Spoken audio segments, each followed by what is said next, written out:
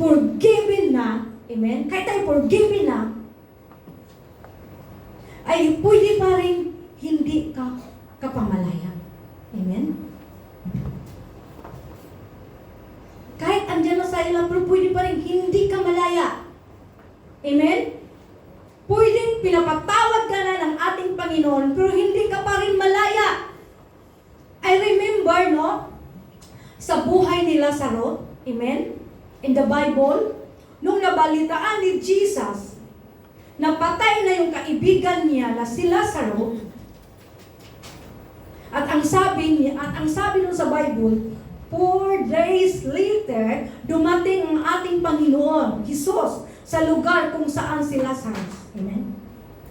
At ang sabi doon, na nakatayo si Jesus sa labas ng sa labas ng libingan ni Lazaro, at ang sabi niya doon, Lazarus, come forth. Sabi ni Jesus.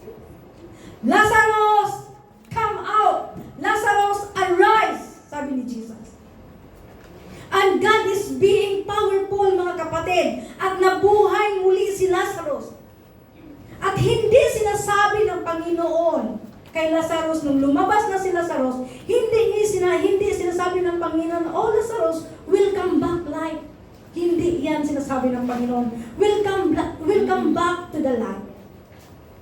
But God says to His disciple, lose him. Sabi ni Jesus. Let him go.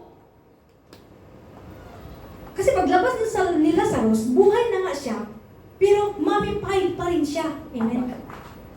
Kasi pala, sa paglabas niya nga, sa tomb, ano pa si Lazaro? Pero ano siya, mamified pa rin siya. Buhay nga, nakatali pa rin siya. Amen? Kasi at the time, nung unang panahon pala, kapag ililibing ka, talagang nakatali, nakabalot ang buong mong katawan. So, ganun si Lazaro. So, alam nyo mga kapatid, yung mami, nakabalot ang buong katawan natin. Nakikita naman natin, parang nakatali ang buong katawan. Ganon si Lazarus nung lumabas siya. Pero kailangan niyang makalaya doon sa tali. Kailangan niyang tanggalin yung tali sa kanyang katawan. Pero buhay na si Lazarus, pero mayroon pang tali sa kanyang katawan, mga kapatid. Kagaya ng text natin, yung pinag-aralan natin, itong daligman. Sa text natin, 38 years siyang na-stuck sa kanyang mat. Sa buhay mo, anong mga bagay na stuck ka, mga kapatid? Alam mo kung ano yun.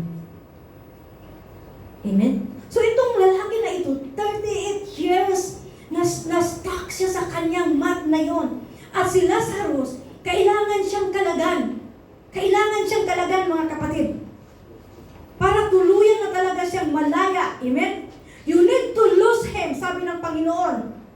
It is possible pala na we are risen but bound.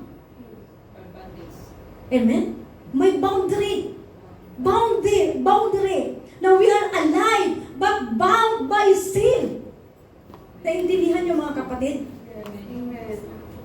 Buhay ka, pero kailangan kang kalagan ng ating Panginoon. Posible pala na now you are alive but your spiritually dead. Amen? Kasi tinatanggap mo na ang Panginoong Hesus, but you are still bound by guilt. Maraming mga bagay na kakaboundary sa presensya ng Panginoon at sa'yo. You're bound by guilt, by shame, by sin.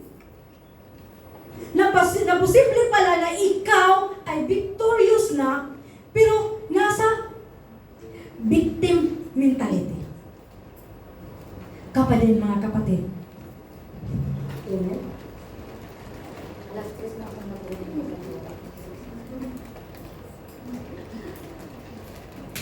So, nasa victim mindset ka, mga kapatid. Masakit talaga. Salita ng Panginoon. Pero masarap ng milk.